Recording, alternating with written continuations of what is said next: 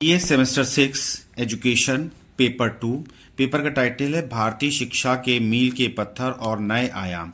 इसका पार्ट 1 बना चुके थे, पार्ट 2 बना रहे हैं और पार्ट 2 में 31 से 51 क्वेश्चन तक हैं।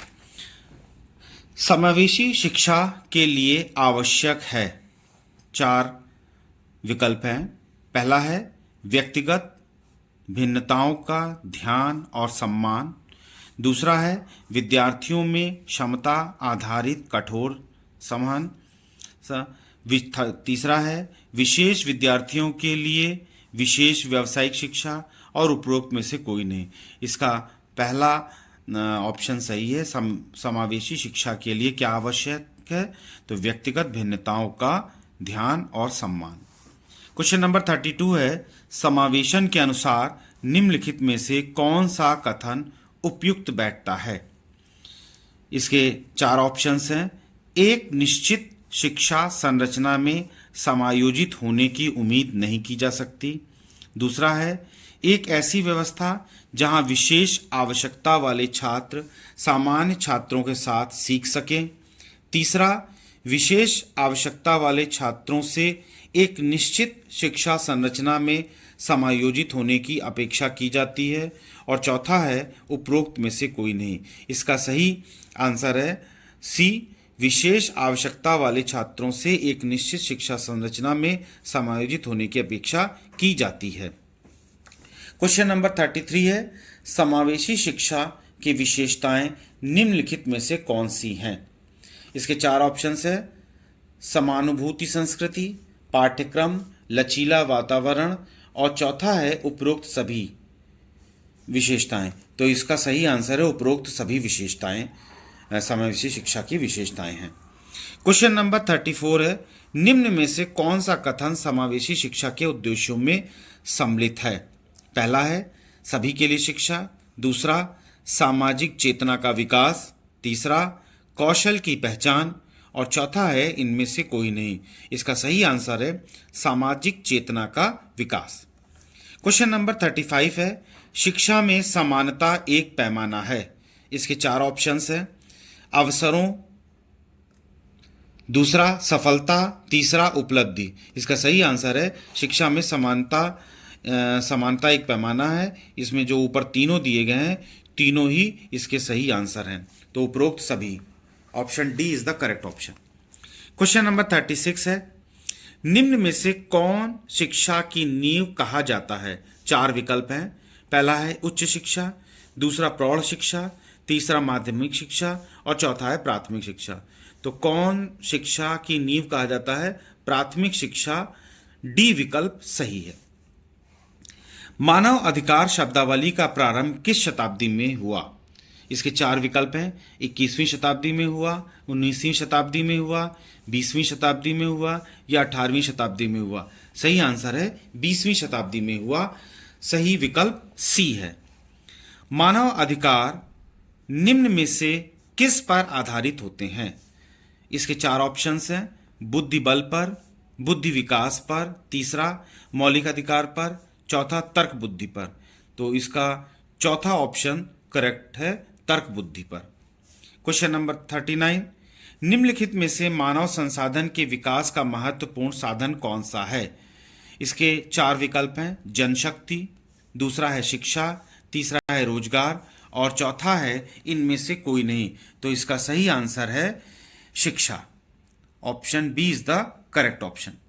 मनुस्मृति के अनुसार हिंदू धर्म में कितने लक्षण हैं? इसका सही आंसर है 10 लक्षण हैं। क्वेश्चन नंबर 41 है परंपराओं से प्राप्त वह समस्त चिंतन और क्रियाकलाप जो मानव जीवन को निर्देशित करने का कार्य करते हैं मूल्य कहलाते हैं। ये कथन निम्न में से किसका है? ये कथन निम्न में से डॉक्टर अंजलि सरीन का है। एल गुप्ता का, डॉक्टर राधाकृष्णन का, डॉक्टर अंजलि सरीन का या इनमें से कोई नहीं। तो इसका सी ऑप्शन सही है। महिला सशक्तिकरण का मुख्य उद्देश्य निम्न में से कौन सा है? इसके 4 विकल्प हैं। पुरुषों के प्रति विशेषाधिकार, दूसरा विकल्प है समाज में बराबरी का सुधार, तीसरा है विदेशी नीतियों का समर्थन और चौथा है आर्थिक संघर्ष को बढ़ावा देना। इसका सही आंसर है B. Question number 43, Beti Bachao Beti Padhao अभियान किसके लिए प्रारंभ किया गया?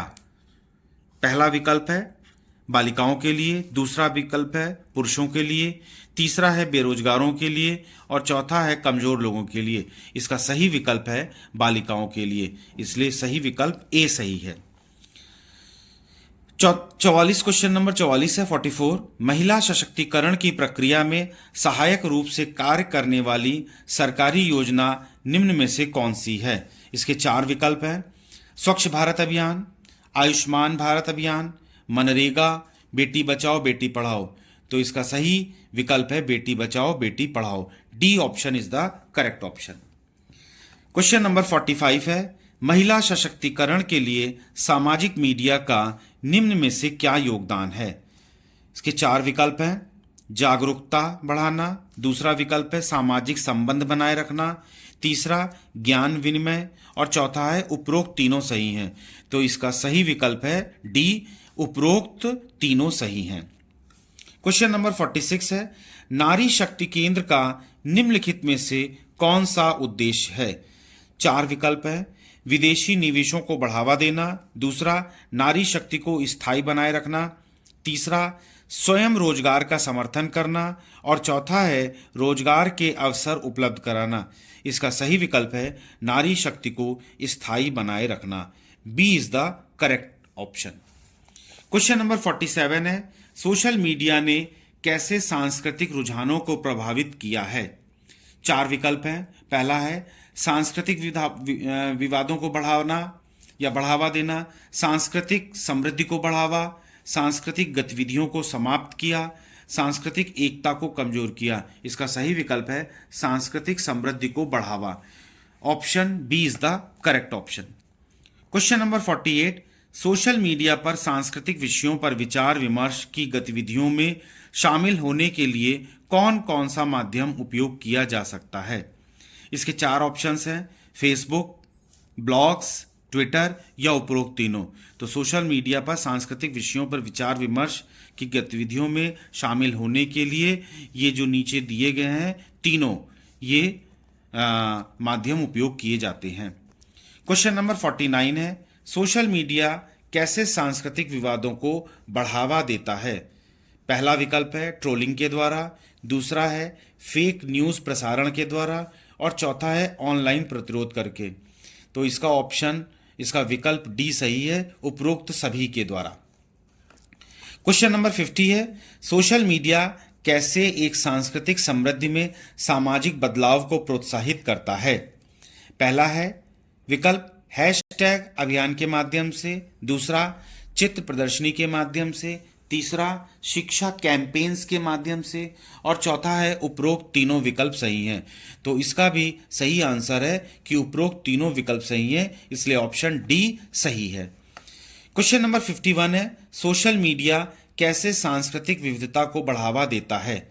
चार विकल्प हैं, पहला है व्यक्तिगत अनुभव साझा करके, दूसरा रिपोर्टिंग के माध्यम से, तीसरा विभिन्न भाषाओं में सामग्री साझा करके और चौथा है उपरोक्त सभी विकल्प सही हैं। तो सोशल मीडिया कैसे सांस्कृतिक विविधता को बढ़ावा देता है, इसका सही विकल्प है सी, विभिन्न भाषाओं में सामग्री साझा करके।